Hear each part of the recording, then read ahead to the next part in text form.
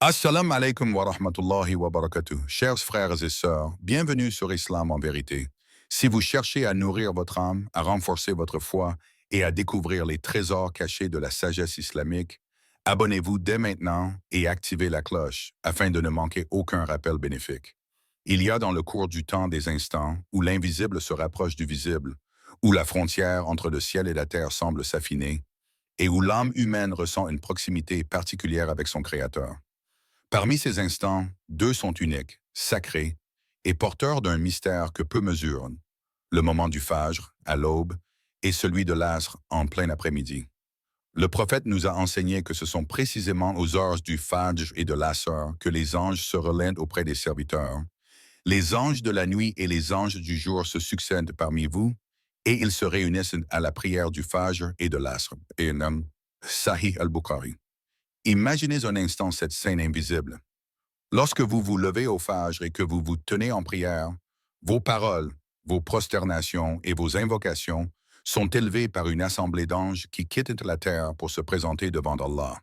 Puis, au moment de l'asr, les anges du jour portent à nouveau vos œuvres comme un dépôt précieux pour témoigner de votre état, de votre sincérité et de vos actes.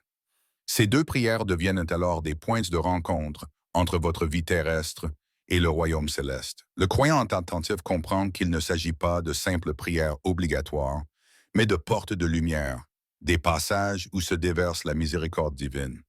Ce n'est pas un hasard si Allah a juré par l'aube dans le Coran. Par l'aube. Surat al-Fajr, verset 1. Jurer par l'aube, c'est mettre en valeur ce moment de pureté où l'univers entier semble se réveiller à la louange d'Allah. De même, l'après-midi, moment où le soleil décline, rappelle aux croyants la fragilité du temps qui s'écoule et le besoin urgent de se tourner vers son Seigneur avant que le jour ne s'achève, avant que la vie ne s'achève. Dans ces moments, la guérison divine se manifeste de manière subtile. Ce n'est pas uniquement une guérison du corps, mais surtout une guérison du cœur et de l'esprit. Lorsque vous vous tenez debout à l'aube, le souffle encore chargé du silence de la nuit, chaque mot de votre prière devient une source de purification intérieure.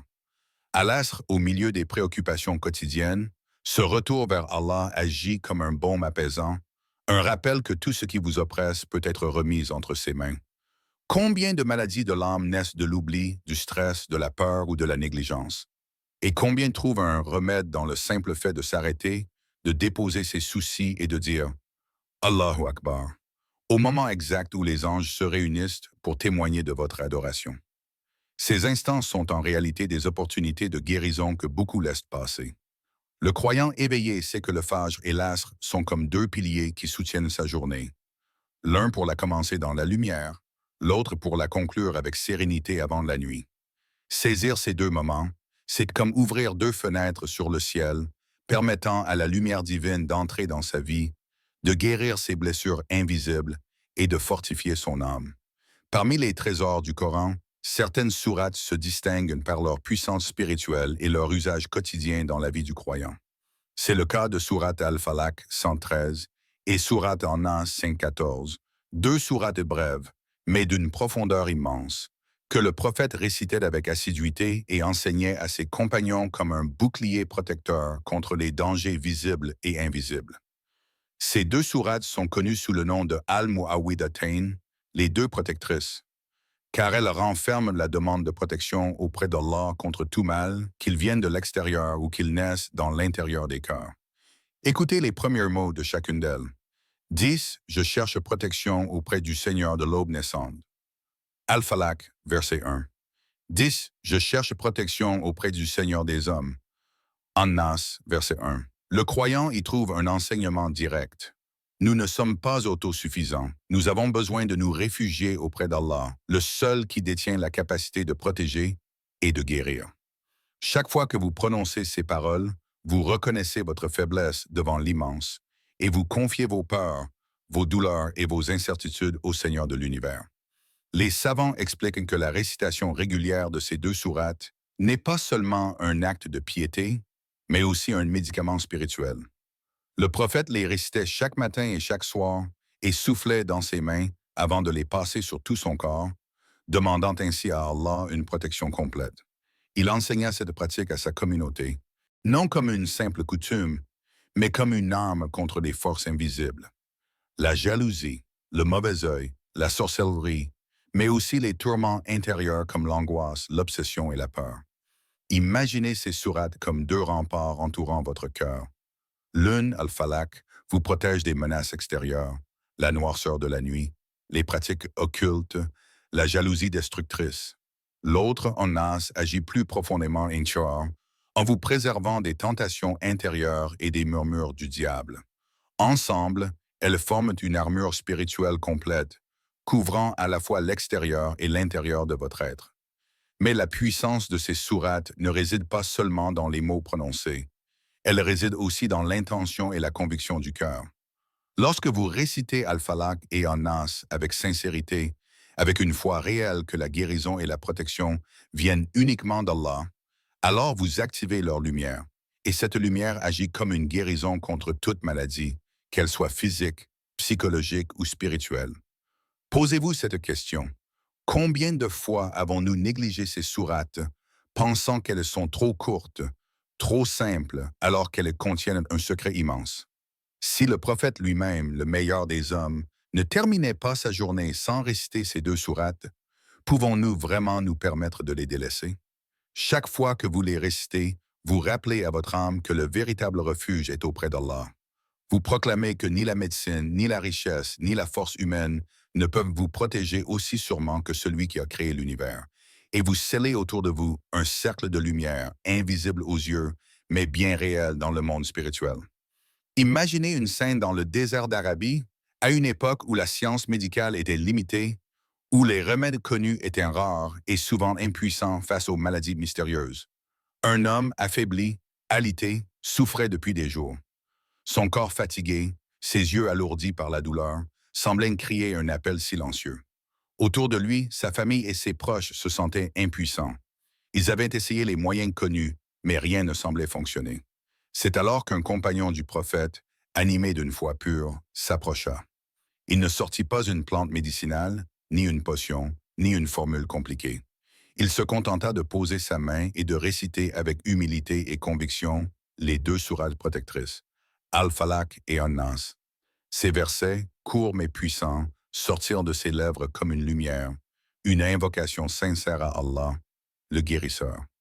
Peu à peu, par la permission d'Allah, l'état du malade s'améliora.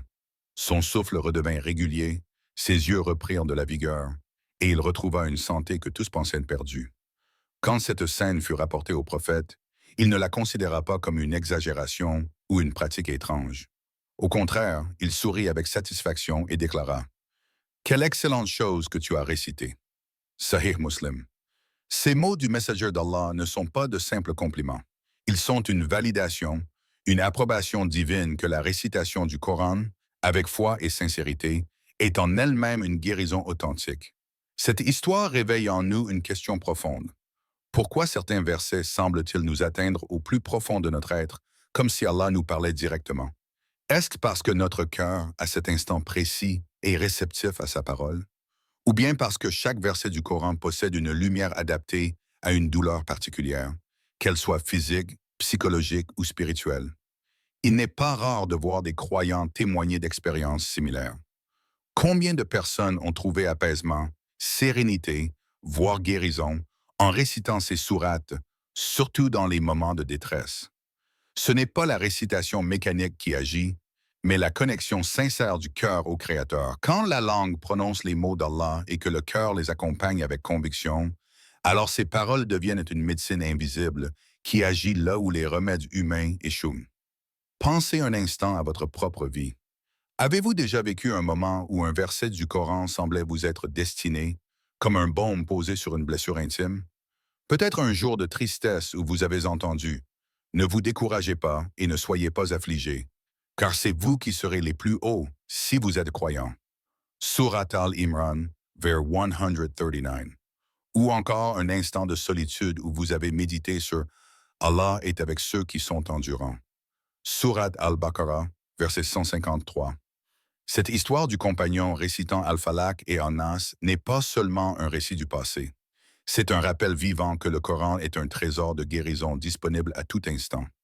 Il nous montre que ce ne sont pas les moyens humains qui sauvent, mais la connexion à Allah, et que parfois, la solution se trouve simplement dans la récitation humble et sincère de quelques versets, porteurs d'une lumière que nul autre mot ne peut égaler. Le monde entier s'agite à la recherche de remèdes.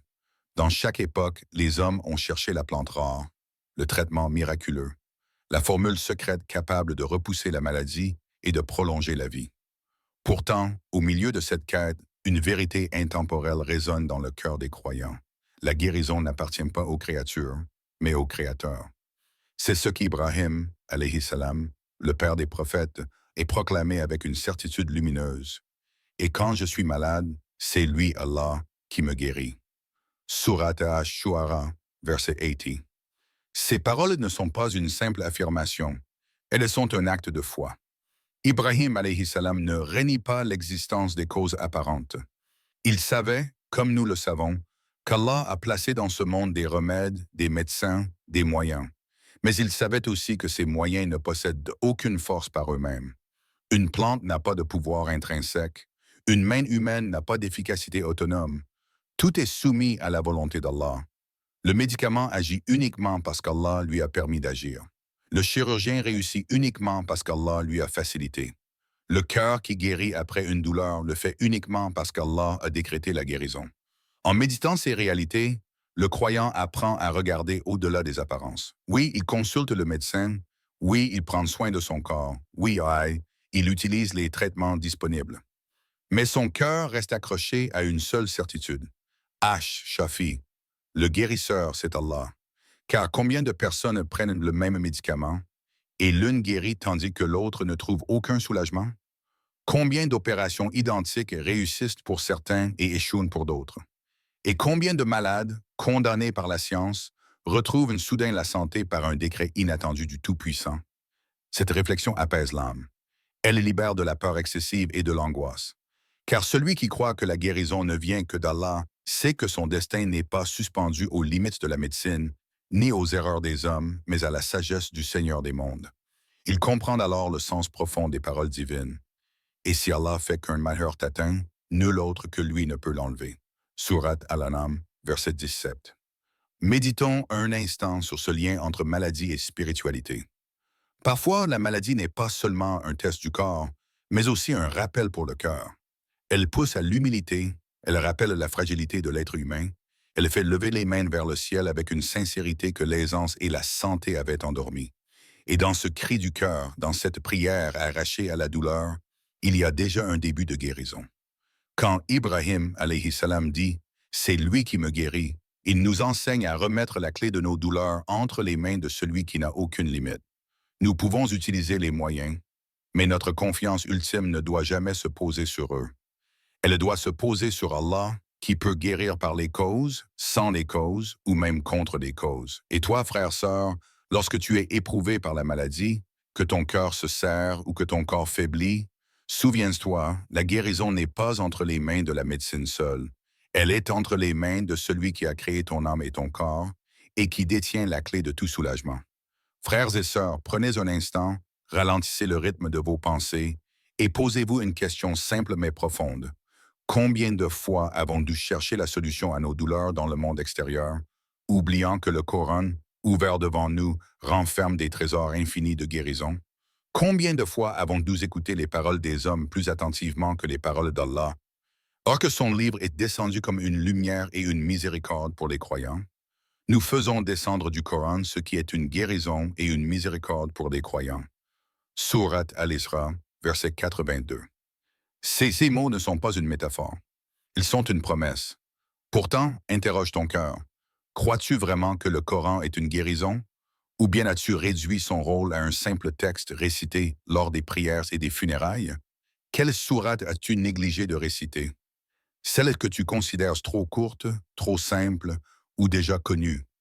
Ne t'es-tu pas dit parfois, ce ne sont que quelques versets, quelle différence cela ferait-il?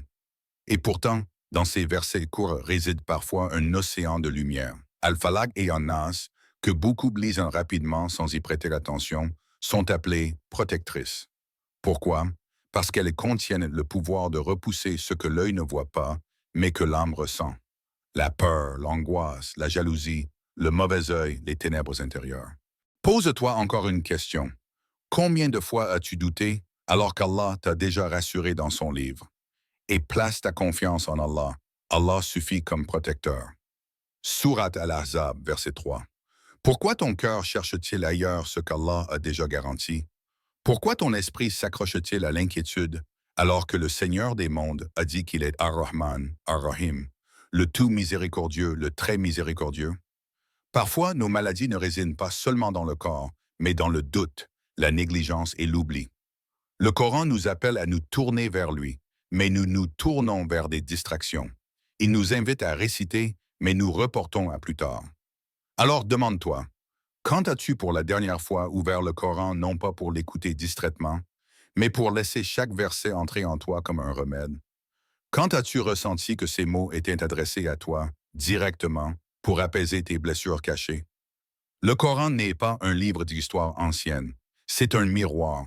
Chaque verset te parle. Chaque sourate te rappelle une vérité que tu avais oubliée. Et si tu laissais aujourd'hui ce miroir t'éclairer, que verrais-tu? Verrais-tu un cœur attaché à Allah ou un cœur attaché aux illusions du monde? Frères et sœurs, réfléchissez encore. Et si la véritable guérison ne consistait pas seulement à soulager une douleur physique, mais à libérer l'âme de ses chaînes invisibles? Et si ce que tu recherches dans 1000 remèdes était déjà dans quelques versets récités avec foi et méditation? Il existe un secret que beaucoup ignorent. Ce n'est pas seulement l'acte de réciter qui compte, mais aussi le moment choisi. Car Allah, dans sa sagesse infinie, a fait du temple lui-même un champ de bénédiction. Certains instants sont plus propices, plus lumineux, plus chargés de miséricorde que d'autres. Et parmi eux, deux se distinguent, le Fajr et l'Asr. Au moment du Fajr, lorsque la nuit se retire et que la première lueur du jour perce l'horizon, votre âme est comme une page blanche. Le monde est encore silencieux. Les cœurs sont apaisés et l'atmosphère porte une pureté unique. Commencer la journée par la récitation de Surat al-Falaq et Surat al-Nas, c'est comme entourer sa journée d'un voile de protection.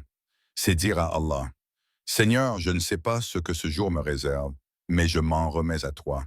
Protège-moi de ce que je ne vois pas, de ce qui m'effraie et de ce que je ne comprends pas. » Imaginez la force intérieure qui naît de ce geste. Chaque pas que vous ferez ensuite dans la journée est accompagné de cette lumière récitée au lever de l'aube.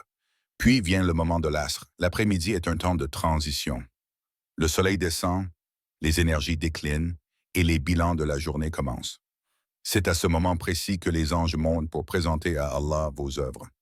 Si vos actes sont portés devant lui accompagnés de ces deux sourates protectrices, quel honneur immense! Vous n'envoyez pas seulement vos prières et vos actions, mais vous les scellez d'un rappel clair. Ô Allah, je me réfugie en toi. Et quelle plus belle offrande que de présenter ces œuvres à Allah dans un état de protection et de sincérité? De manière pratique, réciter Al-Falaq et An-Nas au Fajr et à l'Asr n'exige que quelques secondes. Mais ces secondes, répétées avec constance, transforment d'une vie entière. Elles deviennent un rituel sacré, une habitude qui structure le cœur et l'esprit. Combien de personnes dépensent du temps et de l'argent dans des protections matérielles, des amulettes, des rituels sans valeur, alors qu'Allah nous a offert un remède simple, accessible à tous, sans coût, sans condition, autre que la foi et la sincérité?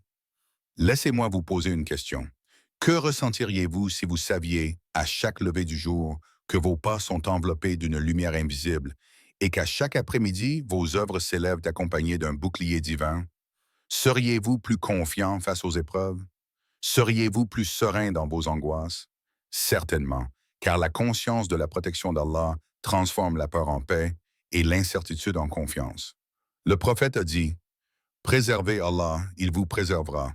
Préservez Allah, vous le trouverez devant vous. » Tirmidhi. Préserver Allah, c'est observer les moments qu'il a choisis comme bénis et les remplir de son rappel. Ainsi, le Fajr et l'Asr deviennent plus qu'une prière obligatoire. Ils deviennent des moments de guérison, de protection et de connexion intime avec Allah. Il y a dans le Coran des versets qui, lorsqu'ils sont médités avec profondeur, deviennent comme des sources d'eau vive au cœur du désert. Ils apaisent, nourrissent et renforcent la foi de celui qui prend le temps de les contempler. Parmi eux, deux versets se détachent par leur douceur et leur puissance, des versets qui ne se contentent pas d'être lus, mais qui s'impriment dans l'âme comme des certitudes inébranlables. Le premier est tiré de la sourate Al-Baqarah. Allah veut pour vous la facilité. Il ne veut pas la difficulté pour vous. Sourate Al-Baqarah, verset 185. Combien de fois avons-nous perçu la vie comme un poids insupportable, une succession d'épreuves sans fin? Et pourtant, Allah nous rappelle ici que son objectif pour nous n'est pas la difficulté, mais la facilité. Même dans la maladie, même dans l'épreuve, même dans la douleur, il y a une sagesse cachée qui tend toujours vers la miséricorde. Ce verset est un baume pour les cœurs fatigués. Allah ne cherche pas à alourdir nos pas, mais à nous guider vers une clarté plus grande, à alléger nos âmes de ce qui les accable. Le second verset vient de la sourate At-Talaq. Quiconque place sa confiance en Allah, il lui suffit. Sourate At-Talaq, verset 3. Ces mots résonnent comme une promesse divine. Celui qui s'abandonne sincèrement à Allah, qui confie ses peurs, ses projets, ses douleurs et ses espoirs entre ses mains, n'a plus besoin d'autre chose. Car qu'est-ce qu'il lui suffit, sinon une garantie que, même si tout semble s'effondrer autour de nous, Allah pourvoira, Allah protégera, Allah guérira. C'est une invitation à lâcher prise, à cesser de s'accrocher désespérément aux illusions du contrôle humain, pour plonger dans la certitude tranquille de la providence divine. Prenons un instant pour contempler la profondeur de ces deux versets. Le premier apaise la crainte. Il nous rappelle que la religion n'est pas une chaîne qui enferme, mais une lumière qui libère. Le second fortifie la confiance. Il nous enseigne que nous ne sommes jamais seuls, même au cœur de l'épreuve. Ensemble, ils tracent un chemin de paix intérieure, où la facilité divine rencontre la suffisance d'Allah. Imaginez la sérénité de celui qui médite ces versets chaque jour. Face à la maladie, il se dit « Allah veut pour moi la facilité, même dans cette épreuve. » Face à l'incertitude, il se répète « Si je place ma confiance en lui, il me suffira. » Ainsi, son cœur trouve la stabilité que le monde extérieur ne peut offrir. Ces versets ne sont pas seulement des paroles à réciter, mais des vérités à vivre. Ils demandent une réponse intérieure. Comment pourrais-tu encore désespérer si tu sais qu'Allah veut la facilité pour toi? Comment pourrais-tu encore trembler si tu sais qu'il suffit à celui qui se confie à lui? Alors, prenez un moment de silence. Répétez ces versets lentement. Laissez-les pénétrer votre cœur comme une lumière douce qui dissipe les ténèbres, car la guérison, la paix intérieure et la protection ne résident pas dans les sécurités humaines, mais dans cette dépendance sincère et apaisante envers Allah. Chers frères et sœurs, prenons un moment pour contempler la beauté de ce que nous avons découvert ensemble. Tout au long de cette vidéo, nous avons exploré le mystère et la puissance des sourates protectrices, les instants bénis du Fajr et de l'Asr, et la profonde vérité que la guérison ne vient que d'Allah. Et pourtant, malgré toute cette lumière et cette guidance, il reste une action simple, à portée de main, qui peut transformer nos vies. Réciter Al-Falaq et An-Nas chaque matin et chaque après-midi, avec sincérité, conviction et foi absolue en Allah. Ces sourates, courtes en mots mais infinies en puissance, sont bien plus qu'une routine ou un rituel. Elles sont un acte d'amour, un témoignage de notre dépendance envers notre Seigneur, un appel silencieux à sa miséricorde infinie. Chaque fois que vos lèvres prononcent ces paroles, chaque fois que votre cœur se tourne vers Allah, vous tissez un lien direct avec celui qui entend, voit et guérit tout. Vous n'êtes plus seul face aux maladies, aux épreuves ou aux inquiétudes. Vous êtes enveloppé d'une lumière divine, protégé et guidé par celui qui connaît tout, qui peut tout et qui est infiniment miséricordieux. Imaginez votre journée structurée autour de ce rituel. Au lever du soleil, vous récitez Al-Falaq et An-Nas et vous sentez votre cœur s'alléger, comme si une brise douce traversait votre être, dispersant la peur, la douleur et l'angoisse. Puis, à l'asr, lorsque le soleil commence à décliner, vous vous souvenez que vos œuvres de la journée sont portées vers Allah, accompagnées de ces mêmes sourates protectrices, et votre esprit trouve la paix, prêt à terminer la journée dans la sérénité. Ces moments deviennent vos points de lumière dans la routine du monde, vos refuges spirituels, vos sources de guérison quotidienne. Rappelez-vous, chers frères et sœurs, que la récitation ne se limite pas aux mots que vous prononcez. Elle doit être accompagnée de cœur, d'attention et de foi profonde.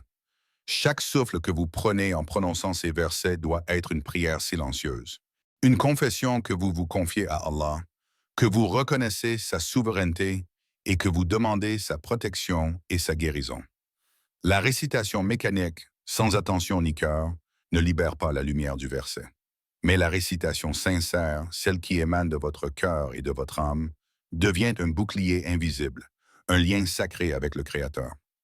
Alors, demandez-vous, êtes-vous prêt à intégrer cette habitude bénie dans votre quotidien? Êtes-vous prêt à transformer quelques secondes de votre matin et de votre après-midi en moments de lumière, de protection et de guérison? Car ce n'est pas une simple récitation. C'est un acte d'amour envers Allah, une démonstration de foi et un geste qui peut changer profondément votre vie et celle de vos proches. Je vous invite à faire ce pas aujourd'hui. Abonnez-vous à Islam en vérité, partagez cette vidéo avec vos frères et sœurs et laissez la lumière du Coran illuminer votre cœur.